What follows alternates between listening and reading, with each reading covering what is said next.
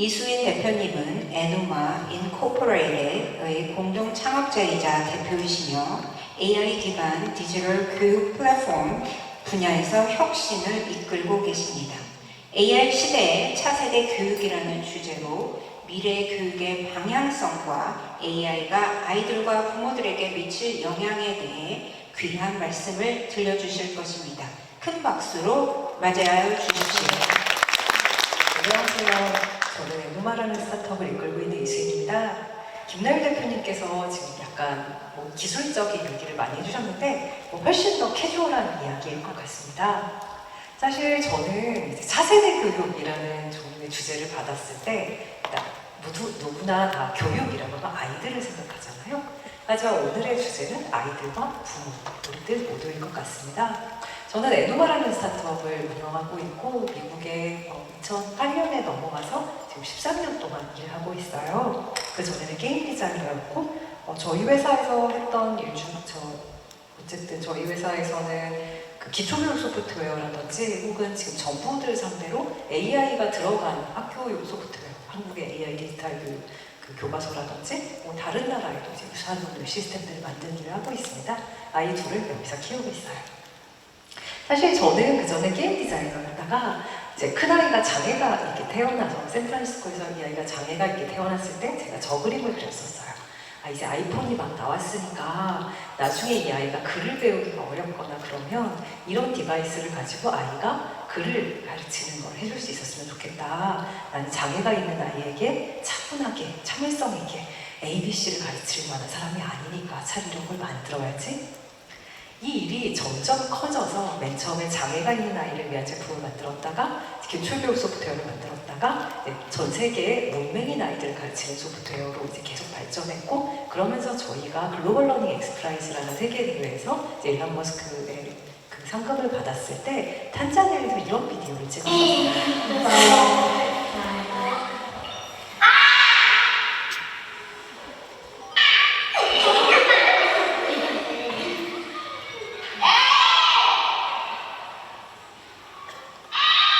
엄청 단순한 인공지능이라고 하기도 어려운 건데요. 애들이 말을 하면 이거를 되먹임을 해주는 거예요.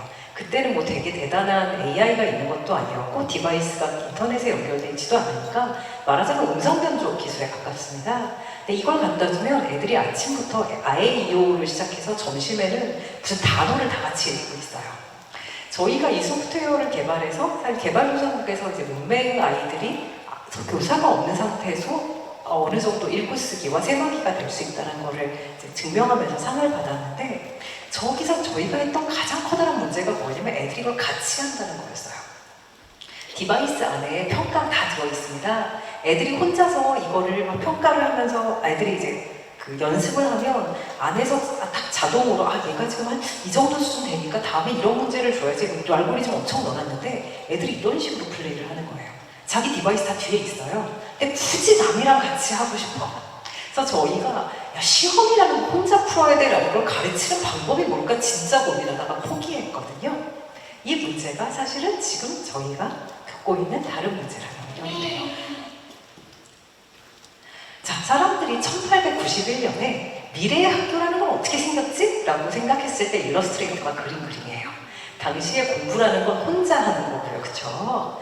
선생님이 책을 이렇게 말하자면 목소리가 너무 아프니까 선생님이 책을 갈아 넣으면 애들 귀에 이 책의 소리가 들어오게 해주는 것이 미래 학교에서 가장 필요한 기술이라고 사람들이 생각했었어요. 이 시대 이후로 학교에 대한 개념이 많이 변하지 않았어요. 공부라는 건 기본적으로 직업을 갖기 위해서 그 직업에 필요한 무슨 지식을 듣는 거야. 들어서 머리에 외우는 거야. 그래서 외워서 이거를 어쨌든 공부를 하고 나면 그 다음에 그 직업을 쓰는 거야. 그렇게 배운 지식을 어플라이 하는 거야. 그리고 나서 일정 시기가 지나면 은퇴하는 거야. 그럼 더 이상 배울 필요 없는 거야. 공부를 잘하면 무조건 좋았었어요. 사실 얼마 전까지 저희 시대만 해도 공부를 잘하면 좋을 거라고 생각했기 때문에 애들은 공부하라고 엄청 밀었죠. 어느 시대 이후부터 사람들의 머리에 따라서 직업이 쫙 갈리고 거기서 더 머리가 좋은 직업을 갖는 사람일수록 더 돈을 많이 벌었어요. 이런 종류의 연구가 꽤 많이 나와 있어요. 그래서 예를 들어 오른쪽 차트를 보면 가장 IQ가 높은 사람들이 의사가 되고, 그쵸? 의사들 월급을 많이 받고, 가장 IQ가 낮은 사람들이 보통 하는 직업이 블루 컬러 직업이고, 뭐 사람들이 좀 돈 덜 주고 이런 직업이랑 연결이 됐었죠. 그러던 시대가 있었어요. 그리고 이렇게 공부를 좀 잘하는 사람들이 얼마나 많은가가 한 나라의 국력을 결정지었어요. 당장 저희만 해도 개발도상국에서 애들에게 기초교육을 가르치려고 하는 거냐면, 아이들이 숫자랑 글자를 제대로 못 읽으면 공장노동자가 될 수가 없어요. 소수점을 알 수가 없으면 다이얼을 돌릴 수가 없어요. 그러니까 공부를 시켜야 얘네들이 산업사회를 열고, 여기서 대학을 나온 지식노동자가 생기면 국가가 지식사회로 발전을 하는 거죠. 이걸 전 세계에서 가장 잘해낸 나라가 대한민국이고, 이 차트는 정말 전 세계 모든 사람들이 부러워하는 차트예요. 국민의 92%가 대학에 들어가. 네, 이랬었죠.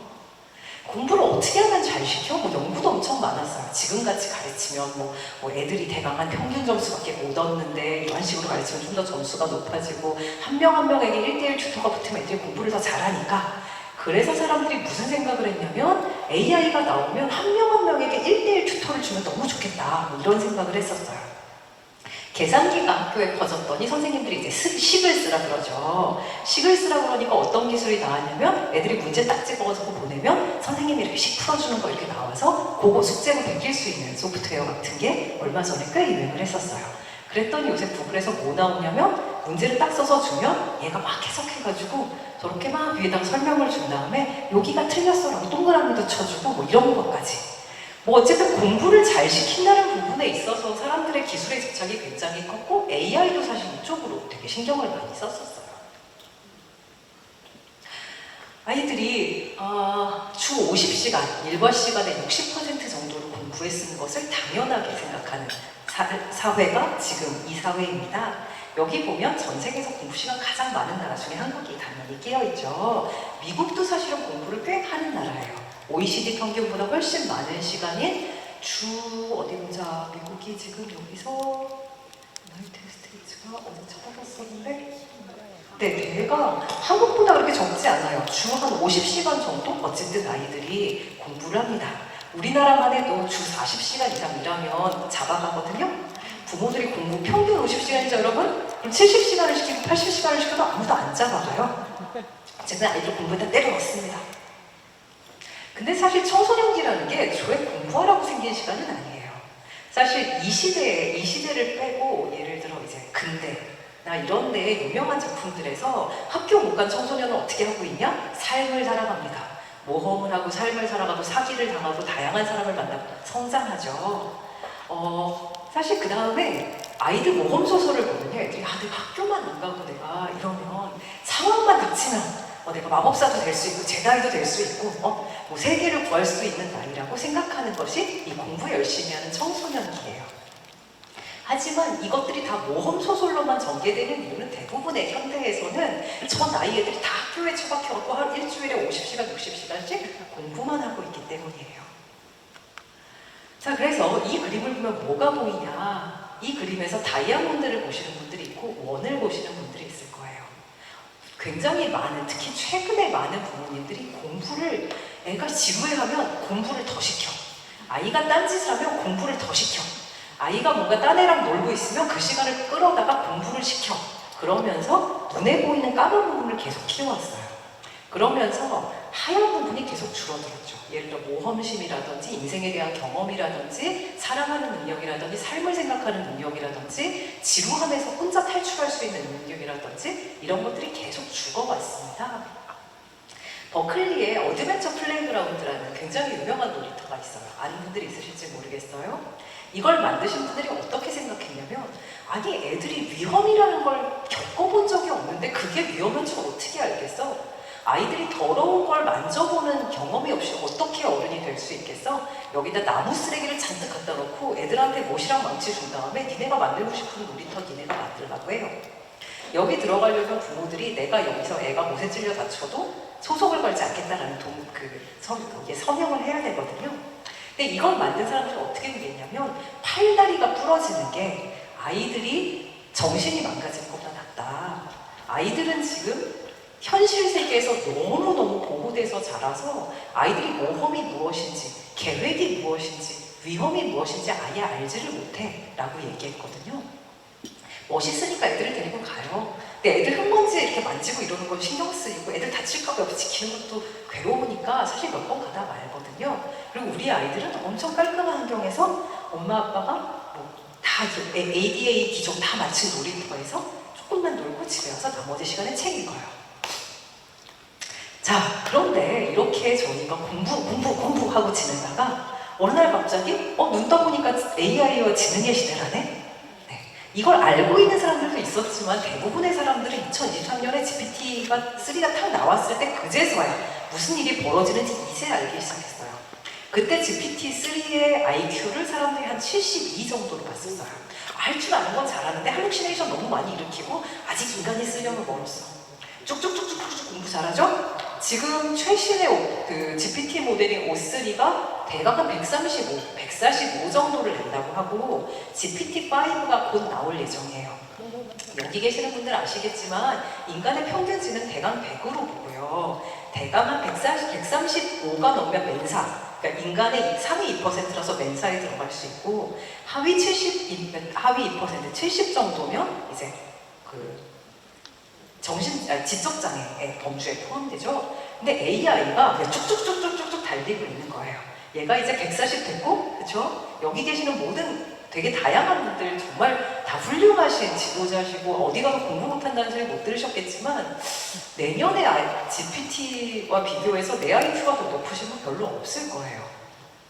자, 이런 시대다 보니까 갑자기 어제까지 분명히 우리가 협소인공지능 얘기를 하고 있고 범용인공지능은 2027년에 나온다는 사람도 있고 2032년에 나온다. 오늘 GPT한테 가서 질문을 하면요, 거의 모든 분야에서 나보다 훨씬 잘 알아요. 번역도 잘해, 상담도 잘해, 생물도 잘 알아, 수학도 잘 알아, 영어도 잘해, 작문도 해, 작문 영어를 한글로도 바꿔. 20불만 내면 돼요. 20불만 내면. 모든 사람들이 20불만 내면 IQ 150짜리 비서를 그냥 주머니에 딱 꽂고 다닐 수 있는 시대가 된 거예요. 자, 이러다 보니까 인간들에게 정말 열심히 훈련을 시켜야 됐던 지적 기능이 갑자기 20불짜리가 돼버렸어요. 네. 자, 여기 변호사 시험 있잖아요. 저기서 인간 평균 50은 이 시험을 본 인간의 평균이에요. 그러니까 제가 지금 미국 변호사 자격 시험을 보러 가면 전 빵점이거든요. 근데 제가 GPT한테 야, 내가 지금 이런 종류의 소장을 받았는데 이게 무슨 뜻이라고 물어보면 설명 진짜 잘해주거든요. 걔가 지금 2024년에 벌써 인간 변호사 시험을 친 사람의 상위 90% 수준에 도달해 있었고 아마 올해는 가장 잘 치는 사람보다 잘 칠 거예요. 올해 GPT가 한국 수능 국어를 1등급 받았어요. 자, 그러다 보니까 인간에게 공부를 시키면 왜 좋았냐면 여태껏 전 세계에 훌륭한 컴퓨팅은 다 인간이 했어요. 예를 들어 이거는 한국의 국가시험, 국가의사고시 문제예요. 여기 막 이렇게 설명을 해요. 아이가 이 나이가 됐는데 아직 사춘기가 될 기미를 안 보이고 검사를 해봤더니 이래. 그리고 의사에게 예를 들어가면 의사가 정말 오랫동안 훈련을 해가지고 막 연산을 해. 그래서 3초 만에 간호사 이거는 이거야. 그러니까 이 약을 가지고 와. 이렇게 얘기를 할 수 있는 메모리, CPU, 연산 능력을 가지고 있는 인간을 길러내려고 정말 많은 사람들이 4세부터 의사고시 준비를 시키면서 이렇게 열심히 기르지만 GPT에게 딱 물어보면 이렇다는데요? 단번에 나와요, 단번에. 네, 단번에. 그래서 되게 많은 분들이 요새 의사가 뭐라고 써주면 모르겠다, 집에 가서 GPT한테 물어봐야지. GPT한테 묻고 계시잖아요. 엄청 친절하게 이게 무슨 소리야? 만약에 내가 이 약 안 먹으면 어떻게 돼? 이 약 대신 우리 친구가 먹는 이 약 먹으면 어떻게 돼? 그럼 2시간 상담을 해줘요. 그래서 어떻게 됐냐? AI가 가장 빨리, 가장 완전하게 리플레이스할 직업의 상위가 우리가 알고 있는 가장 공부 잘하던 사람이 가장 노력 열심히 했던 그 직업들이에요. 그러더니 이런 얘기하고 다닌단 말이죠. AI 에이전트 만드는 클로드의 엔트로픽의 회장이 앞으로 5년 안에 우리가 알고 있는 화이트 컬러 잡의 절반이 없어질 거야. 네, 정말 너무 예의 없는 답이라고 생각하는데 아무리 그래서 저렇게 말하면 안 된다고 저는 생각하지만 저런 일이 벌어질 거라고 우리는 알고 있습니다. 알고 있는데 마음이 움직이지를 않아요. 네, 그냥 되게 겁나고 되게 짜증나요. 어떻게 할지 모르겠어. 확 기계를 없애버리고 싶어. 이런 일들이 안 일어났었냐? 산업사회 초반에 일어났습니다. 1811년에 하도 기계가 이제 방적 공장부터 시작해서 사람들의 일들을 리플레이스하기 시작하니까 독일의 어떤 신문이 막 비판사설을 실었어요. 기계 하다가 1000명의 노동자들을 없애버리고 이 기계를 가진 몇 명에게 전 세계 부가 다 빨려 들어갈 거고 뭐 어쩌고 저쩌고 저쩌고. 사람들이 기계에다가 모래를 부었었어요. 이게 러다우트 운동이고, 그러니까 바로 나오는 법률이 기계를 사보타지하면 사형이야, 뭐 이런 법률이 나오고 난리도 아니었습니다만, 그 후 200년간 어떻게 됐냐? 몇 명의 가문이 세상의 부를 독점하고 인간은 다 거지가 돼서 나앉았냐? 그렇지 않습니다. 세계 인구가 6배 증가했고 GDP가 6배, 글로벌 생산은 40배, 인간들의 생활 수는 약 17배에서 170배 정도 증가했고 인간의 기대 수명이 2배 증가했어요. 사람들이 그렇게 생각합니다. 어떤 사람들은 확 AI 그냥 기계를 꺼버리고 싶은 생각도 있으면서 또 어떤 사람들은 그래, 우리는 적응할 거고 세상은 더 좋아질 거야. 그러니까 이런 질문을 파지티브하게 하시죠. AI 시대에 우리 아이에게 좋은 직업을 갖게 하려면 뭘 가르치면 좋을까요? 사실 이 주제를 제가 받았을 때 또 그거 물어보시는 줄 알았어요. 저 이 질문 진짜 많이 받거든요. 교육사업 한다고 하고 AI 안다고 하면 다들 와서 물으세요. AI 시대 우리에게 뭘 가르치면 좋을까요? 무슨 생각을 하든 다 틀릴 것을 확실히 알고 있습니다.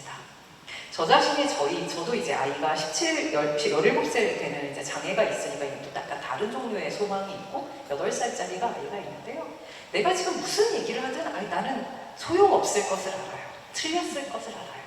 학교라는 것 자체가 산업사회 나와서 러다이트 운동 나오고 인간이 기계에게 막 일을 뺏기던 시대의 산물이에요. 인간이 이제 근육 필요 없으니까 공부시키자. 인간에게 있어서 더 중요한 건 이제 발명 능력이고 이 지식을 사용하는 능력이니까 왕창 가르치자. 그래서 1970년대에 미래의 학교라는 걸 일본에서 그렇게 일러스트레이터가 그린 거예요. 야, 컴퓨터라는 게 나와 학교가 어떻게 변할 것 같아? 그랬더니 컴퓨터가 애들이 맞는지 틀린지를 알려준 다음에 로봇이 애들 틀린 만큼 때려. 1970년대에 학교를 다니신 분은 알겠지만 저때 동양에서는 일본이랑 한국은 틀린 만큼 맞았었어요. 그쵸? 틀린 만큼 때리는 선생님이 있는데다가 선생님 뭐가 일하는데 제일 어려우세요? 그러면 아이들 때리는데 팔이 너무 아프다고. 그럼 로봇 하나 주문해갖고 로봇이 대신 때려주는 거예요. 이런 종류의 꿈을 꾸는 곳에다가 그 기술이 들어오면 어떻게 되냐면 맞으면서 학교 다니는 거죠. 지금은 우리가 알아요. 애들이 공부를 못하는 건 안 맞아서가 아니고 아이들이 다양하게 장애가 있거나 공부를 못하게 하는 이런 종류의 가치가 어느 정도 만들어져 있지 않은 사회에 기술만 걸러보면 이런 상상을 해요. 저희가 지금 오늘 무슨 생각을 교육에 하더라도 저희는 비슷한 종류의 수준의 생각을 하고 있을 거예요. AI 튜터 가져다가 애들 만점 맞게 해서 만점 받으면 의대 들어가면 되지. 자, 디지털 서비스 때문에 인간이 변하고 있습니다. 2012년 이후로 대부분의 나라가 아이들이 성적이 줄었고요. 2020년 이후에 팬데믹 이후에는 그냥 볼적 없이 쭉쭉 떨어지고 있는데요. 그게 팬데믹 러닝 로스 때문이다. 라든지 학교에 디지털이 들어갔기 때문이다. 이런 얘기 하시지만 기본적으로 디지털의 SNS와 도파민 굉장히 강하게 내보내는 서비스의 영향이라고 해요. 그러다 보니까 학교 밖에서 폰으로 너무 자극 있는 서비스를 많이 보니까 학교에 가서 지루한 공부에 집중을 전혀 못하는 거예요. 혹은 아이들 자신이 SNS 같은 걸 보고 나 따위 저기 구찌백 하나씩 다 갖고 세상 사람 다 구찌백 하나씩 갖고 방 6개짜리 한강뷰 아파트에 사는 것 같아 나 따위 이러면서 정신 문제를 겪는다든지.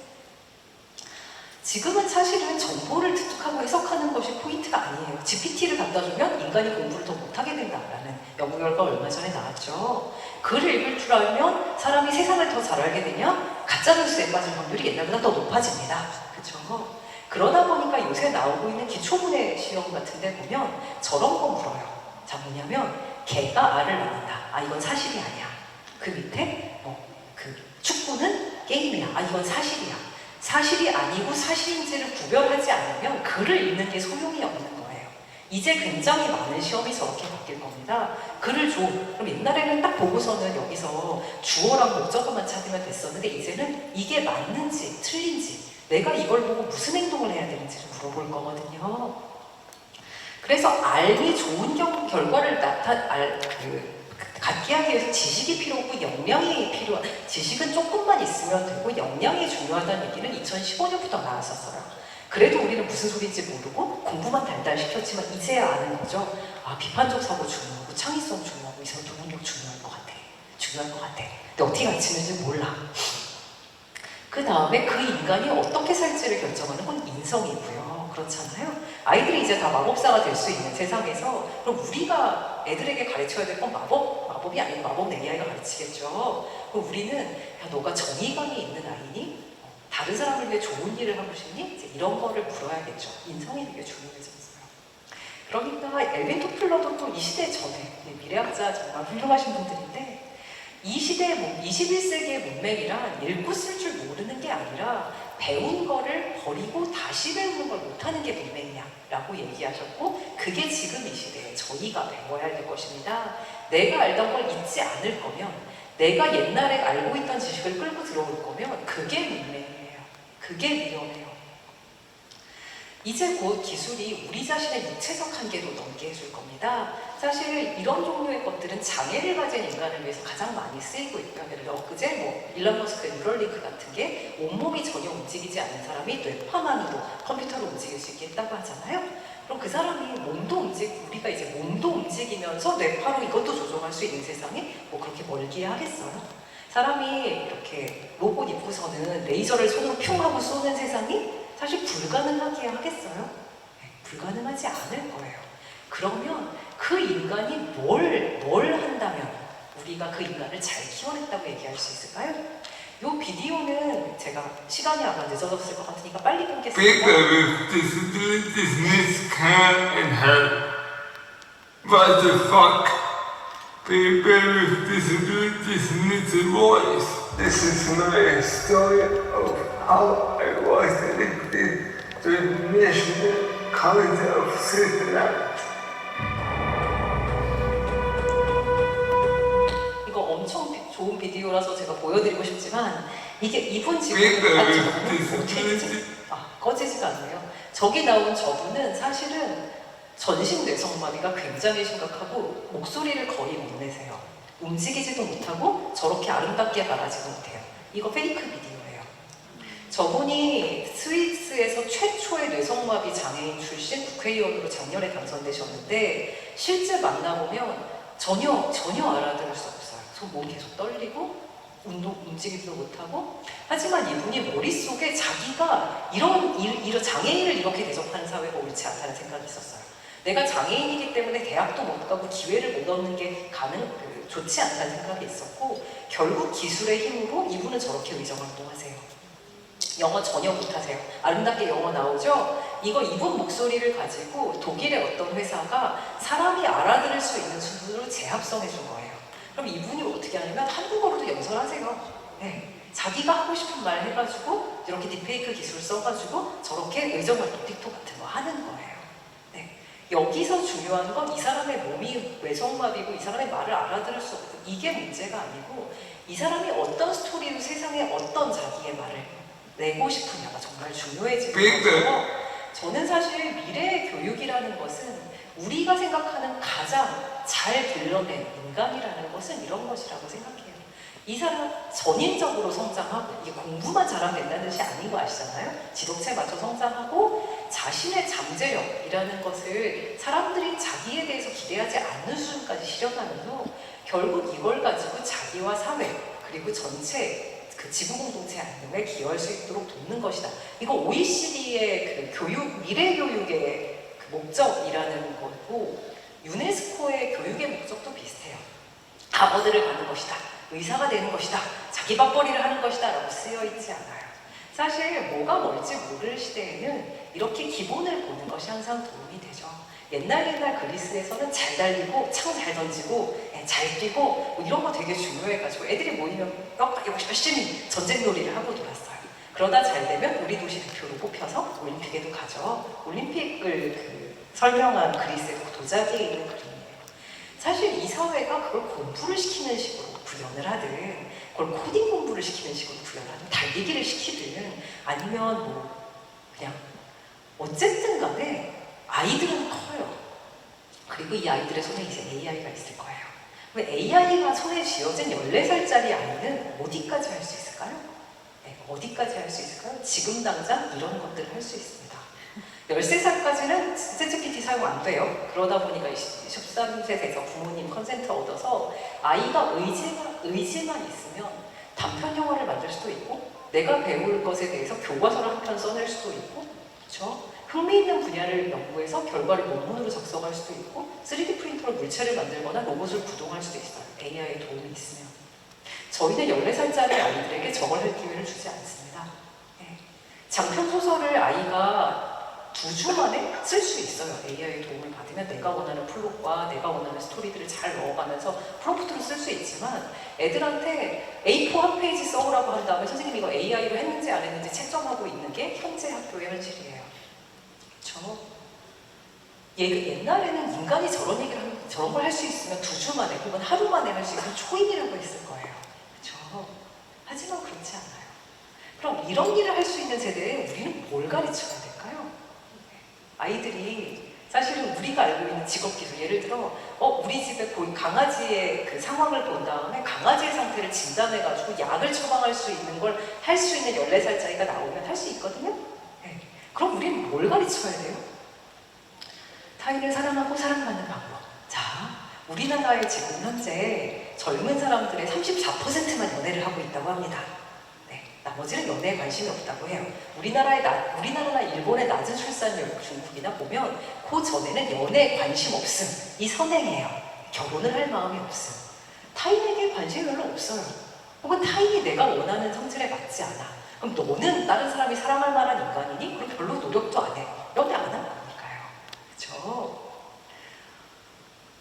변하는 사회에 배우고 적응하는 것, 부모들이 가르치나요? 부모들은 하라는 대로만 하라고만 가르쳐요. 굉장히 많은 경우. 1893년에 차가 나오기 직전에 뉴욕에서는 하루에 말똥이 10톤 생산됐었다고 해요. 왜냐면 이 도시 전체를 다 말이랑 마차가 다니니까요. 그럼 말들은 달리면서 똥을 싸잖아요? 그럼 인간들에게 있는 가장 많은 직업 중 하나가 말똥 청소부였다고 해요. 길에 서서 말똥 긁어야 되잖아요. 그러니까 도시가 다 1층은 다 위로 올라가죠. 계단을 갖고 위로 올라가야 돼요. 왜 여기 말똥이 이렇게 널려 있으니까. 100년 후의 도시는 완전히 다릅니다. 자동차가 있고 깨끗해지니까 사람들이 걸어다니고 1층의 낮은 곳에 상점들이 생기죠. 이런 변화가 우리의 삶에 또 일어날 거예요. 아까 김날 대표님이 말씀하셨듯이 피지컬 AI가 나오면 우리 사회가 어떻게 변할지 정말 몰라요. 근데 이런 일들이 벌어졌었어. 너희 사회도 벌어질 거야. 벌어질 테니까 네가 오늘 말똥 청소부를 할 수 없게 된다 하더라도 너무 걱정하지 말고 더 멋진 일들이 벌어질 거야 라고 가르쳐야겠죠. 뭘 하면 세상에 되게 기여하는지는 답도 다 나와 있어요. 세상이 지금 뭐 이렇게 앞으로 개선해야 될 17가지의 UN 서스테이너블 디벨롭먼트 골 다 나와 있어요. 자, 그래서 저희가 물어볼 건 그거죠. 자, 애들은 그렇다 치고 이 변화하는 세상에서 아직 살 날이 아직 많이 남았고 AI가 이제 막 들어온 상황에 당신은 뭘 하고 싶고 뭘 배우고 싶은가요? 라는 질문을 저희는 저희에게 해야 되는 것 같아요. 예전에는 이런 변명을 할 수 있어서 내가 그때 저 전공 하고 싶었는데 엄마가 이 전공 하라고 했는데 그걸 못했지 뭐야. 그죠? 그 전공을 그때 들어가지 않으면 다시는 기회가 없었어요. 내가 역량을 발전시키고 싶어도 내가 늙어가지고 옛날같이요. 요새 암기력이 좀 딸리고 내가 좀 침침해. 저도 요새 약간 그런 얘기 하거든요. 내가 늙으니까 옛날만큼 배우는 게 재미가 없네. 하지만 그 장애조차도 기술이 메꿔줄 수 있는 시대에 우리는 사실은 변명이 없어요. 우리 아이들이 변명이 없는 것만큼이나 저희도 변명이 없습니다. 배우려고 앉아서 챗GPT에게 물어보면 아마 가장 잘 배우는 18살짜리보단 좀 늦겠지만 배울 수 있을 거예요. 내가 여기서 어떤 전략을 말해야 되니? 라고 하면 AI가 도와줄 거예요. 그러면 멋진 일을 해야 되는 건 애들이 아니고 걔네들의 10년 후, 20년 후가 아니고 저희인 거죠. 사실 저는 항상 프레젠테이션을 이걸로 끝내요. 자, 사과나무예요. 내가 내일 지구가 망할지라도 오늘 한 그루의 사과나무를 심겠다. 아이들의 미래를 위해 사과나무를 심겠다고 생각을 했었는데 사실 저는 이번 발표를 하다가 내가 지금 사과나무를 남을 위해 심고 있을 때가 아니구나 라는 생각을 했어요. 아마 그것이 저희가 차세대 교육이라는 것에 대해서 나는 이제 다 배웠으니까 우리 다음 세대 교육을 시키자라고 교육이라는 정의를 알고 계셨다면 아마 오늘 이게 끝나고 나면 아, 교육이라는 거 내가 받아야 되는구나. AI가 나도 다시 배울 수 있게 도와주겠구나. 내가 완전히 다시 뭔가를 배운다면 무슨 멋진 일을 할까? 라고 생각해보는 시간이 됐으면 좋겠습니다. 길게 말씀드렸습니다. 감사합니다.